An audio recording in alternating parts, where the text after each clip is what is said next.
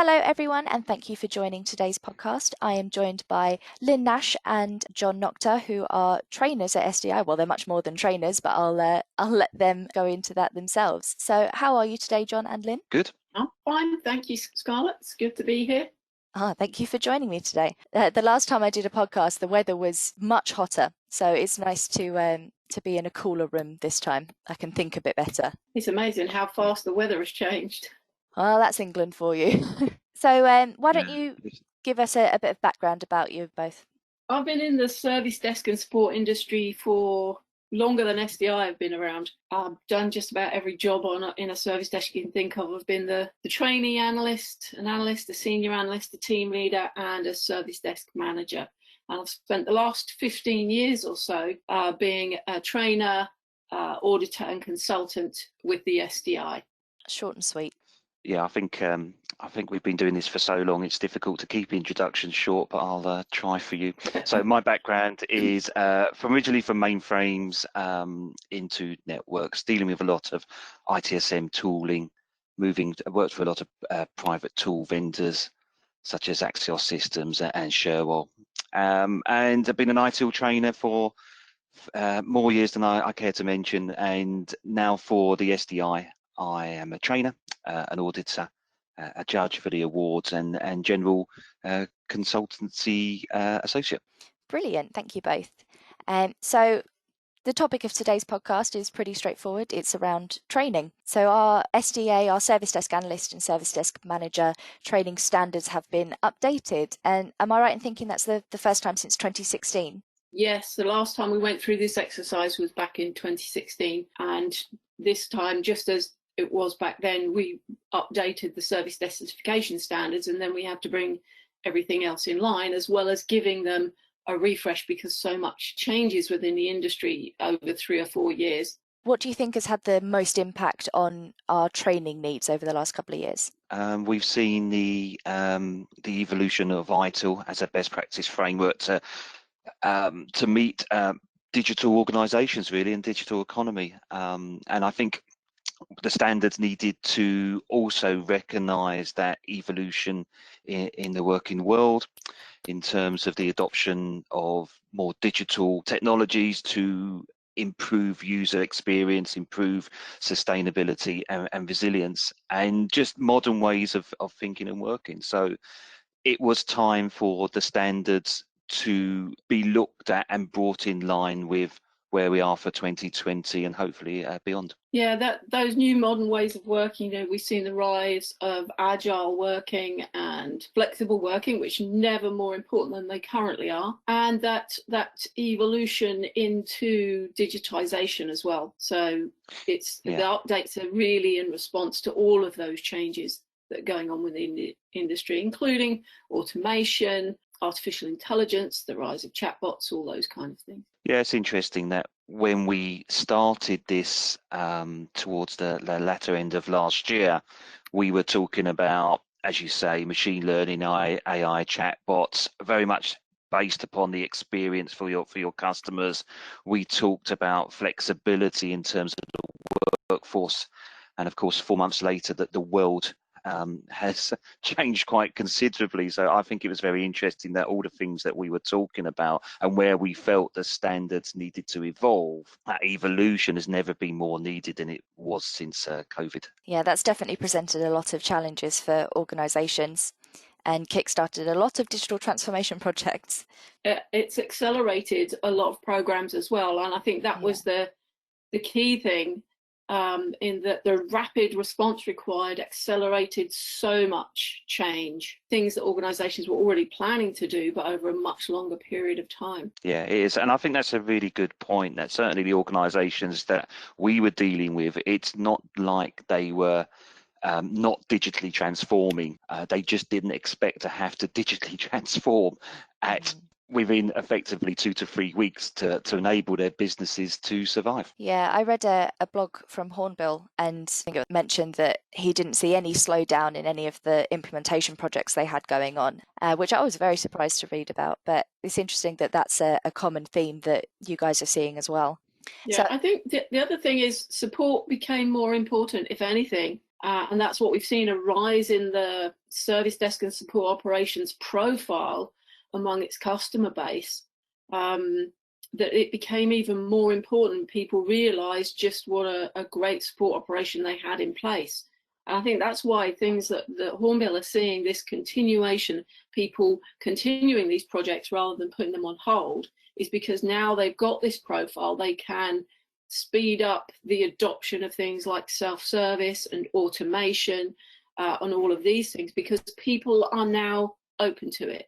Yeah. And that's it. The big change that there's been in the customer base, I think, is that they're far more open to these kind of changes now. Yeah, the perception side I think is really important here, that we've seen some organizations move in terms of their IT from being seen as break fix. If you have a fault, you contact the IT support, and there was maybe a slightly distant relationship, but now we're seeing that the IT is now being seen as a true business enabler and service and support as a strategic asset. So these are some of the things we've seen from that, certainly that first 2 months where COVID hit the global community. Yeah, absolutely. I really hope that service desks continue to capitalize on this newfound perception in the future. It's not so difficult to get business cases pushed through and things like that.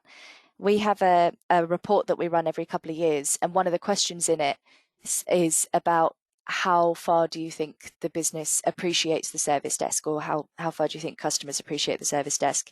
And the results haven't been great from it. A lot of service desk professionals really don't think that the business appreciates them. So hopefully the next time we run that report, we will see a massive change. Yeah, I mean, I get that, but I think as well that myself and Lynn come from this background, so I hope we're okay to have this, or for me to have this opinion. But I think some of it is we haven't promoted ourselves well enough in terms of service and support. Absolutely. So maybe we've allowed this perception of, the business don't love us that much because we don't tell people what a great job we do. And I think some of that is, maybe a little bit, it's in our nature just to get on with things in IT service and support. Maybe some of it is sort of a fear of pushback. But I think now this has given us a baseline to say, do you know what? We do care. We do a great job, because it's now very visible. So I'm hoping that we can change that perception and actually have the confidence to self-promote. Yeah, I think the other interesting shift, I've done a couple of audits just recently, and there's been a very interesting shift in customer thinking about support, because they're now in their home environments and they don't have that on-site support presence to lean on. People have realized that, have become more self-sufficient. I don't know if it's the change of environment that's done it, but customers seem to be more self-sufficient, more willing to do things for themselves, because they don't have that presence right there with them. And it's odd, isn't it, that people, when they look after their own IT at home and then in their personal lives, and then they go to work and are sometimes unwilling to do things that they would quite happily do if it was their own IT. And I think putting people into their home environment has made them more aware of how much they do know, how much they can do. And then there has been more leaning on support to help them be as efficient as they can be in this new environment. That's an interesting shift in customer psychology, I think. Yeah, I think that's a valid point, and something that I'd echo, certainly in the audits that I've done in the last few months. I think we've seen that self-sufficiency. I think we've seen that sort of typical, we're in it together, we need to get on with it. We are now two parts of the same thing. So I think we're starting to see that we haven't got an IT department that's aligned to the business. We have got an IT department that actually are part of the business, because we all have to work together to survive, really. Maybe another part of that is going off what John said about the service desk not really promoting what they actually do. Maybe that was customers' perception of just, something's broken, it's the service desk job's to fix it. But now they understand that the service desk does a lot more than that, and actually it's probably easier if they just fix it themselves. Well, I think we got away from the service desk just fix stuff, because they were dealing far more requests and they were fixing incidents. although the incidents are still there. So I think perception had shifted, but it was still very much seen as, they're there to do something for me rather than they can help me do my job. And I think that's more the shift that we've seen. But yeah, I'd echo John's sentiments about not necessarily promoting ourselves, not showing the good that we do. But I think that shift was already there. I think it's just like everything else, it's just accelerated. And people now see the support operation as someone that they can lean on or, get advice from, who can actually help them do things in their job. Things like just saying to the service desk, oh, we used to have a logbook we did this stuff in.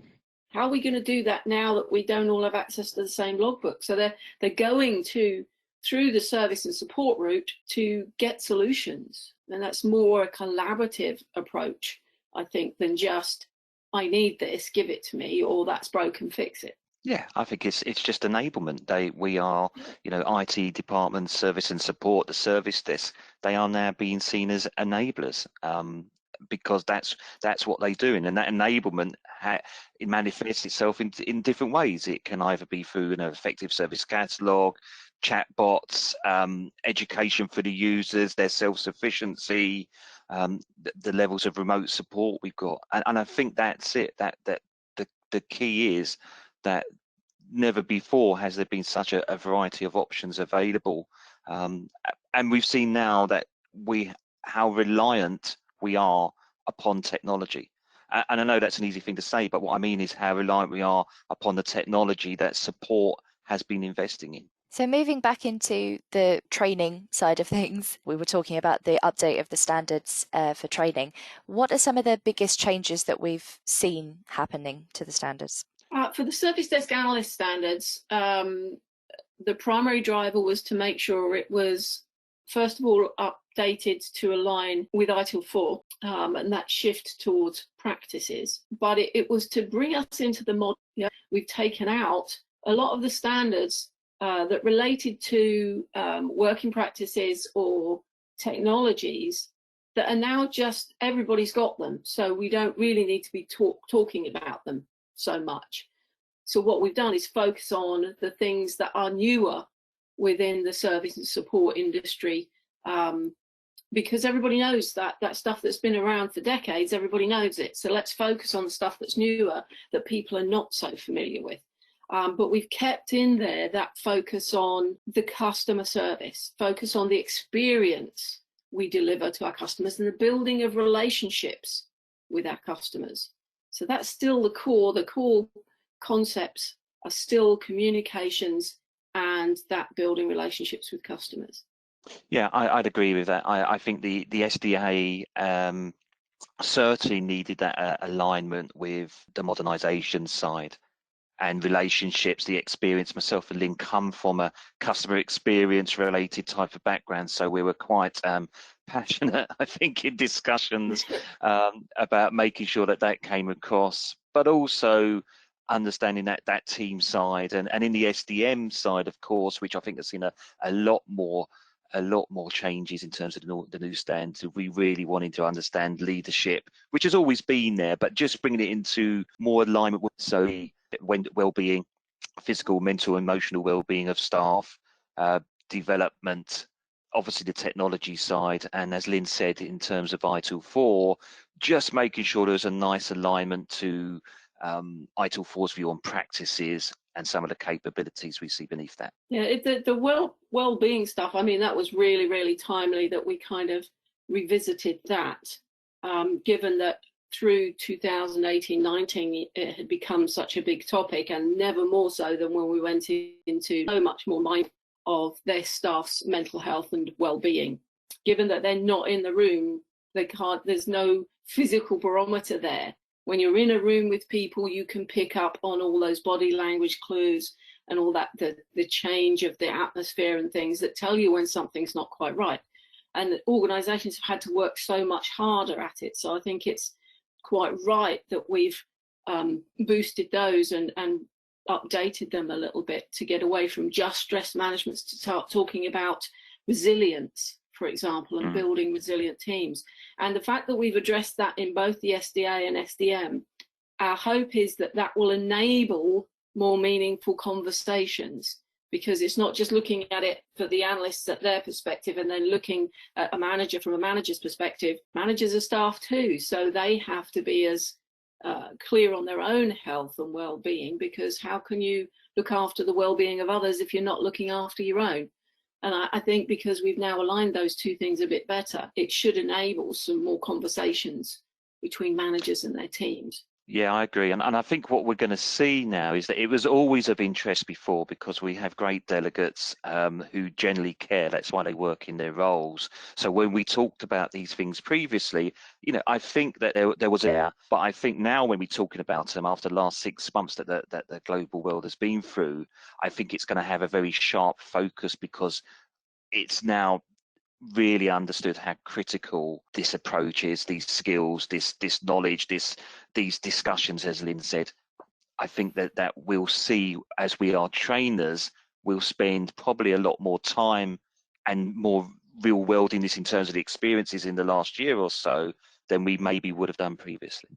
So you mentioned resilience. SDI research data shows that firefighting is still taking up the majority of service desk time. Do you think that the training course can help service desks to combat their workloads a bit more efficiently? I think, well, yes, but I mean, one of the key things in there that's to do with resilience and confidence is about time management. And we've always had this in there in the hopes of showing analysts particularly that although they live in a service world and that you can't predict exactly what's going to be coming at you on a day-by-day basis, that actually there is a lot of data, and it was interesting you went back to the data. There is a lot of data that they can use out of their ITSM tools, for example, or their telephone systems that can help them predict their averages and look at seasonal variations. So yeah, it's always going to be an estimate based on data, but that focus on saying you can plan, you can organize your day. All you've got to do is go back to your data and look at what are your averages. On average, how many new contacts do you get a day? On average, how long do you spend dealing with them? So that's always been there in those standards. And I think now that people have had this experience of working remotely and not necessarily having that physical management presence to be directive, that they've become more aware of how they have to plan their days and schedule their days. So I'm hoping we're just going to be reinforcing what has already become a practice. Yeah, and I think sort of slightly aligned to that, I'll get on my soapbox a bit, is that I think it's about balance. There's nothing wrong with being reactive as such. It's if you're totally reactive without that sort of improvement side, you know, without that will to drive things forward. If we're completely reactive, yes, that's not where we want to be. But if we want to be a great service provider, we have to be both proactive and very good at reactive as well, because we don't have a crystal ball. This time could have foreseen we're in the world we are now, and organizations, some have played catch up, but some just sort of kept flowing into this. So I think we need to be careful that we don't demonize the word reactive, because there are times that we need to react, and of course it's about how you react. I think it's about having that great balance. Yeah, I think you're right, and the reactive side is always going to be there because stuff happens that we can't always predict, but it's about having plans in place so that the reaction is robust, appropriate, and that it is something that we can sustain. What piece of advice would you give to people who are looking to take SDI training? Do it. Do it. Okay, I'll rephrase it slightly. What would you say is the first thing attendees should do when they go back to their jobs? Now, when they've been on training and they go back to their jobs, here's something that I always do at the start of every course I run, whether it's an analyst course or a manager's course, or even one of the workshops that SDI offer, is I say to them, get a piece of paper or get a digital sheet of paper and write at the top action plan.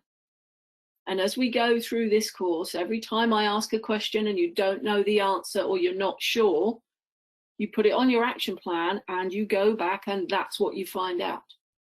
So they're not just courses to pass exams, to get a professional accreditation, which, you know, that's a great thing, and you can put it on your CV, and, you know, it shows the level of professionalism you have in service desk and support operations.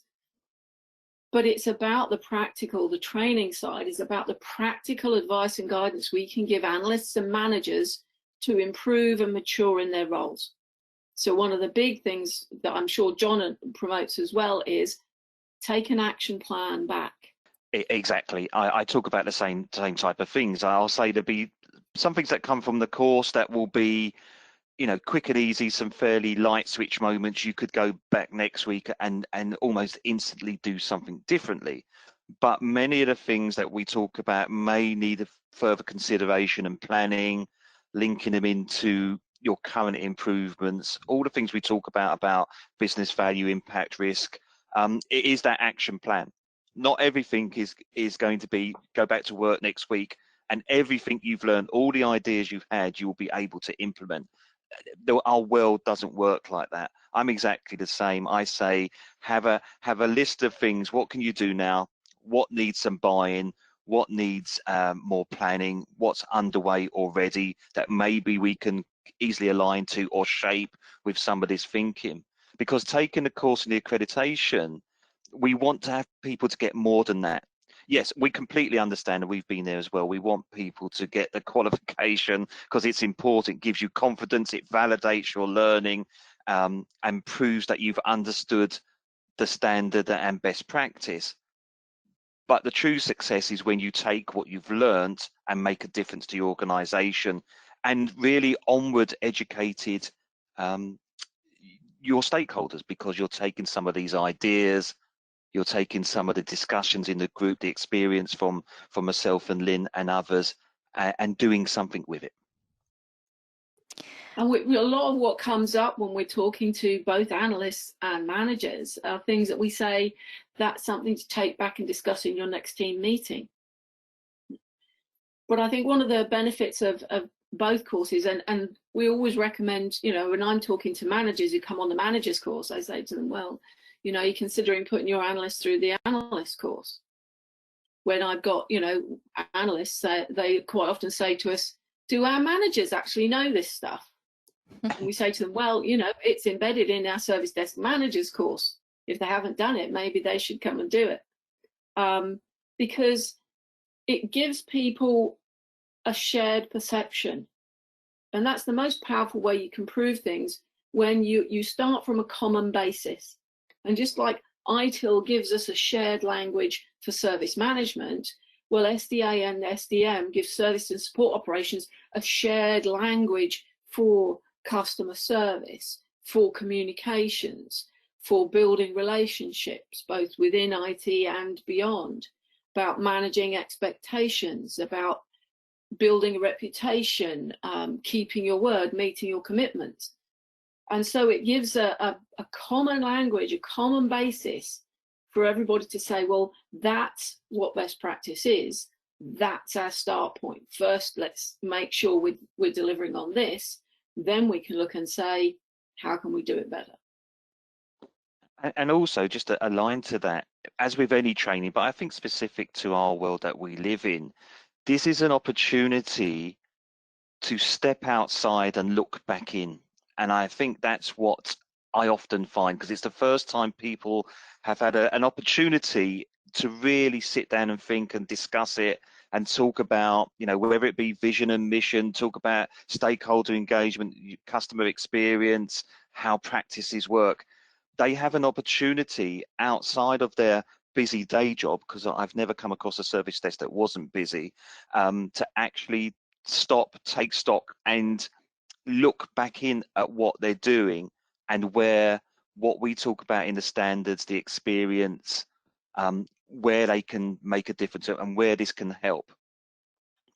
Yeah, I think the other thing as well is self-reflection. How often do people stop and sit? Yeah. Because sometimes we got analysts on here and they've been doing this job for years.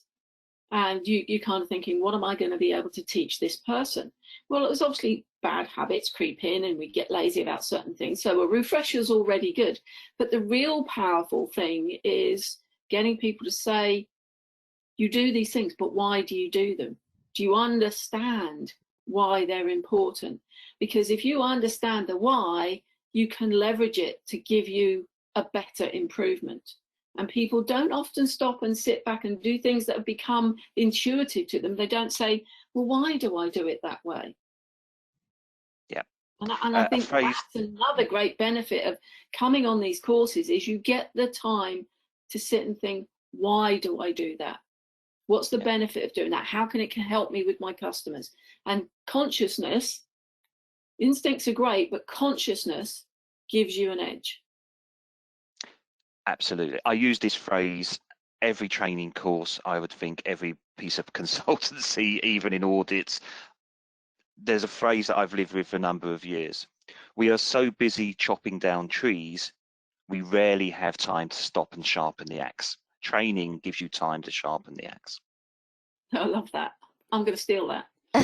That is yours. So I steal loads of stuff from you, Lynne Nash, don't worry. It's a really nice analogy. So I think we have time for one last question, and this is something that I ask all of my guests. So as you're very well aware, the tagline of SDI is surprise, delight, and inspire. So I always get told off for this question, but what inspires you? Ooh. That's the same reaction I get every time. That's a big question. That's a big question. It's going to sound, it might sound a bit trite, but it's true. The people that I get to work with through SDI inspire me. Yeah. Every day, you know, there's not a course you run where you don't learn something from your delegates, or you get an appreciation of how tough life is for people out there in the world at the minute, and you know how they're overcoming it, and they just stick with it. It's the people I work with through SDI that I find most inspirational. There's one organization I did an audit with recently, and they're actually a part of the NHS, and just their attitude towards what they're doing and towards the people they serve, that was truly inspirational. Yeah, I'm sorry to say I completely agree. It's it does sound a little bit twee, but I find that people like Lynn, Barclay, Paul, Tessa, everybody, and David, everybody in the SDI, everybody we deal with, everybody that I either engage with as an auditor, as a consultant, as a trainer, I'll always learn something. There'll be something where I evolve that little bit as well, and I just find their stories, their experience, their approach, their thinking inspirational, because I just try to learn all the time. So I just find, and outside of that, I find inspiration by just, you sometimes have to dig a bit deep in the national news, but you know, in the acts of humanity and human goodness. I'm sorry to be slightly dramatic, but I look at great things and it inspires me. I just think, well, you know, that's a fantastic story. I love that people, no matter what the adversity, they will try to be better people. So I find sort of inspiration in just about everything, I'd suggest. Yeah, I think the people I come across who don't let themselves be limited. Who don't focus on what they can't do, who just focus on what they can do and just do what they can do. That's inspirational, because so many people just go, oh, I'm not senior enough, I'm not important enough, I'm not skilled enough. And again, coming back to the courses, one of the things that we teach people is that they are enough, that every pair of eyes can see a way to improve something. So I hope our delegates go away from our courses feeling that they can be the inspiration for change, that even a brand new fresh pair of eyes that has only joined the company that week can see a better way to do things. Those are some really brilliant answers. Okay, guys, thank you so much for your time today. It's been really, really great talking to you. Okay. Take care, everybody. Thanks, Take care. Bye-bye. Bye. Bye.